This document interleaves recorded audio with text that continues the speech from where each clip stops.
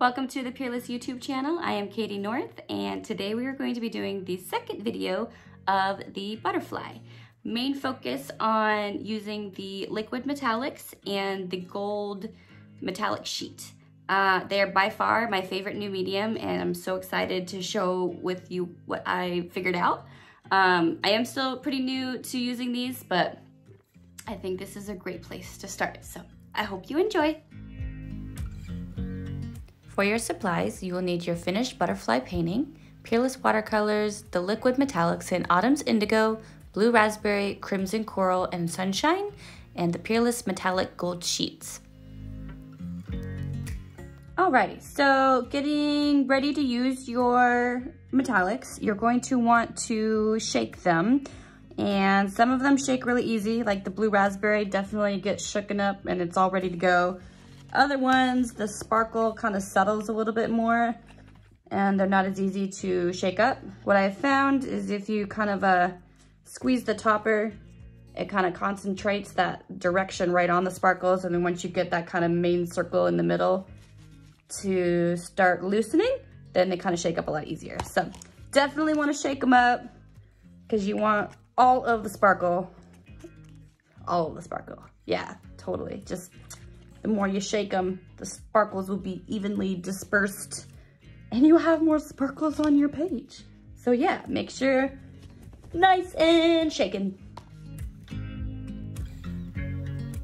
Okay, so when we're ready to start our painting, I am going to be adding my metallics to my palette, and you can see I've kind of added them before and let them dry, so I kind of show you what it looks like next to the ones that are wet. And as you can see, they have like a silver sheen to them, and so they're more of a silver sparkle. So that is why I wanted to do the kind of main body of all of the colors in the silver and of the metallics, the liquid metallics. And then what I love about the gold is that it really stands out and it really outlines extremely well.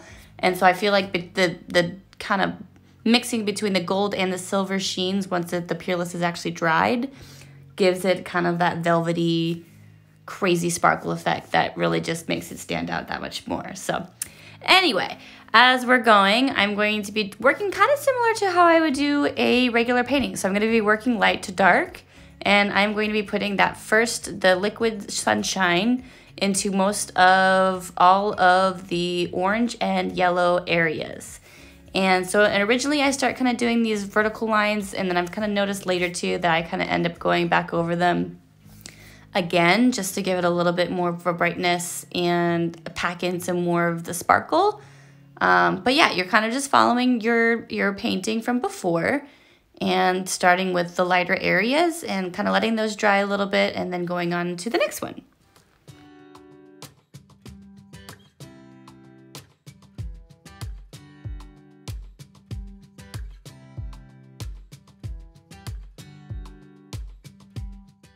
Moving on to the blue, I want to tell you to be a little bit more careful about where you put the paint.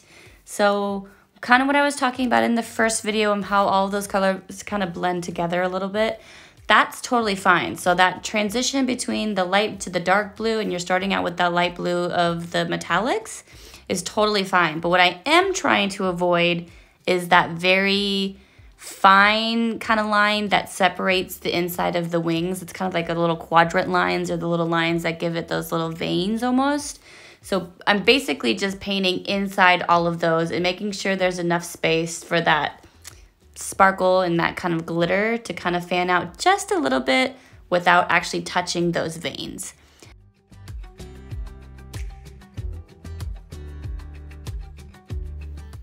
So I'm going to zoom in a little bit just so I can show you exactly what I mean. And so those two little lines, little veins on that I'm working out right now, I've kind of just left in all of those areas. I'm just giving it just barely a hair in between the lines, between those and getting the sparkle and leaving that original line of the Peerless watercolor.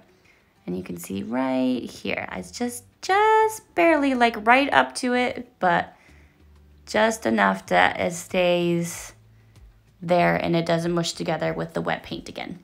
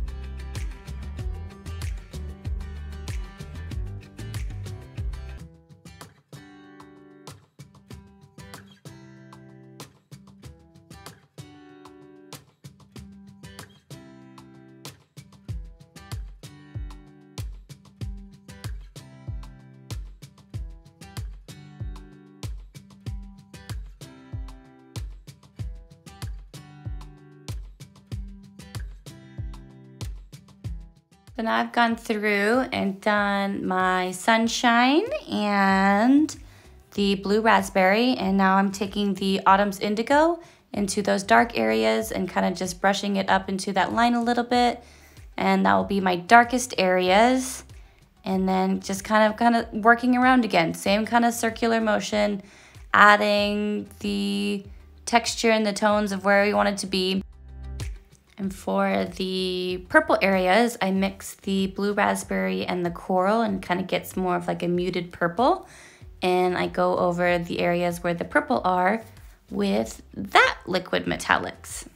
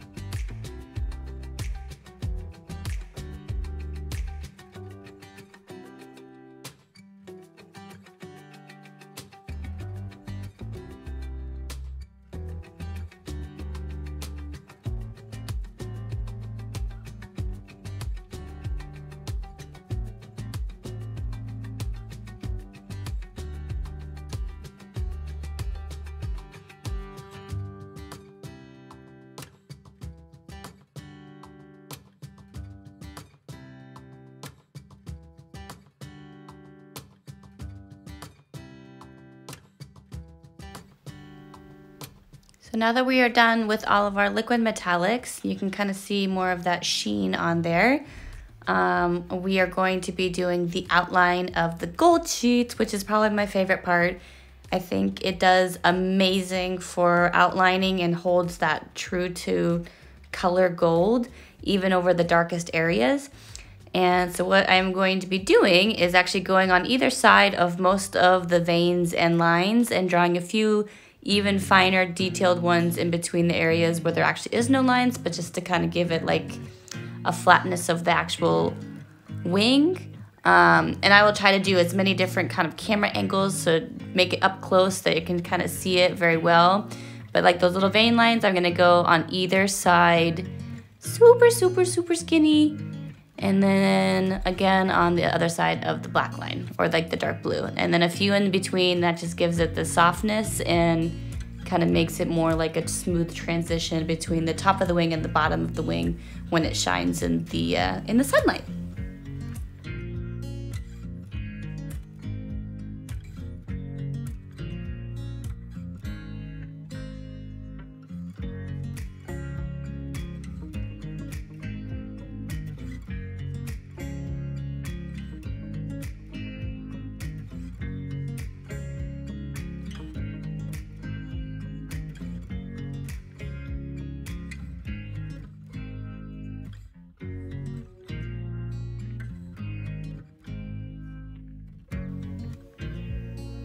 So just going around the outside edges with the gold again, just to kind of make those little pop a little bit more. And yeah, we're getting pretty close to being done. I somehow think my my antenna clip of the video kind of didn't make it in here somehow, but yeah, that really simple kind of just a V shape with a little bit thicker at the top for the antennas. And I think I might have actually did the antennas in the sunshine, so if you want to add those too. I'm sorry I don't have a video for it, but I think that's what I did. And yeah, you can see them in there, right there.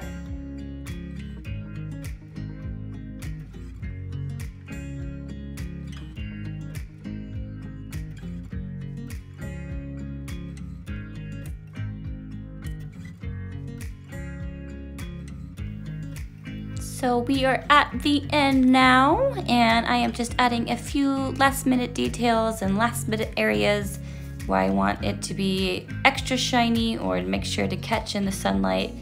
And yeah, I will throw in a couple more videos of what it looks like in motion, and especially outside in the natural sunlight. And I cannot wait to see your guys' paintings. I would love your feedback on how you like a longer tutorial versus a short 10-minute little mini series type tutorials.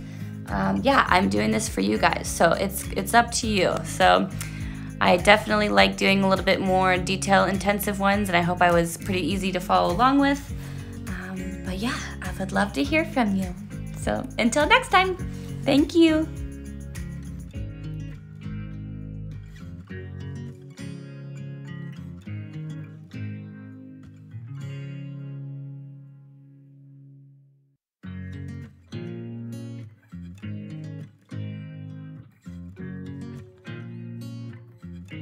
And that's the end. Thank you so much for watching. Make sure you like and subscribe and share with your friends. And let's make everything metallic